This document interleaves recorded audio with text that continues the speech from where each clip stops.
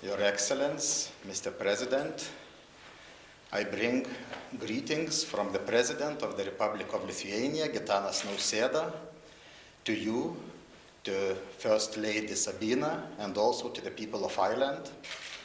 I am really privileged being asked to serve and to help to build bridges between our nations. Lithuania and Ireland are very similar countries in many aspects, but I would like to stress just few of them. We both believe in Europe, which is whole and free and at peace. We both believe in transatlantic ties. We both believe in our powerful diasporas. Today, the world faces a lot of challenges.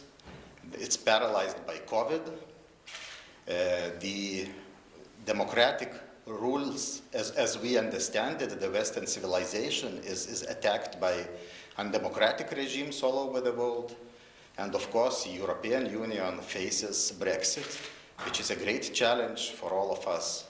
I want to assure Mr. President that Lithuania stands shoulder to shoulder to the Irish people, and we really support you, and we believe that Ireland also supports us in all the endeavors. Mr. President, 2 years ago you visited Lithuania, and I believe your visit really raised our relations to the new level. I truly believe that the visit of my president to Ireland and your visit to Lithuania in 2022 would raise that even higher. So today I am really honored to present to you the letter of recall of my predecessor and my credentials as ambassador to Ireland.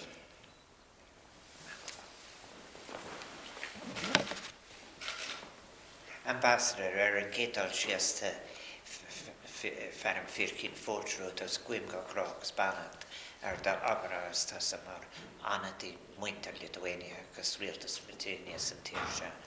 May I say first of all, Ambassador, that I have just said in our own native language, you're most welcome, and I so wish you well in everything you do as the representative of the President and the people of Lithuania.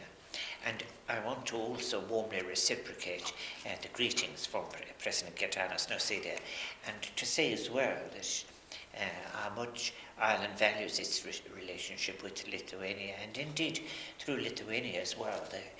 I think that the Nordic Baltic group, as a group, shares many of the fundamental values that we represent on behalf of Ireland, both within the Union and also, of course, at the United Nations.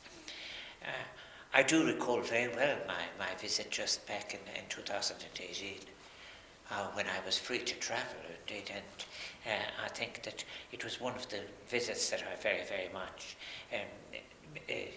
enjoyed. I remember meeting the then President Gudynas and the Speaker of the Parliament, and indeed also I visited Gudynas, which was just wonderful, an exceptional experience. Both Sabina and my wife and I've very much remembered. And then, of course, to have had the privilege of speaking at the university, at Dr. Magnus University, was extremely important. And it will always be a pleasure to visit Lithuania. And I must say, we have followed very much here in Ireland. The particular, I want to thank you for the support that you have offered and consistently given us in relation to addressing the special difficulties that we face in relation to Brexit, for example. And of course, it's probably something we do share as well, is that a great number of your people are in fact living in the United Kingdom, and more than the 500,000 Irish who are there as well. It's something we share. And I think as well, because we have at these discussions, the phrase border issues come up, but of course you have a very particular border issue. And I do want to say to you that Ireland was very, very pleased to take a stand with you in the response to the actions against your embassy in Minsk. And we do this on a basis of principle, because it really behoves all of us in the Union to defend fundamental freedoms and human rights of the Belarusian people. I do think as well from my visit as well, that there are many areas in which we can deepen our connections, both in terms of culture and social and economic areas, and also as well as something that is, I think, very, very important within the European Union. And the future of the Union will be a union that will have to take account of pluralist expressions. It will not be the outcome of a conversation of the strong.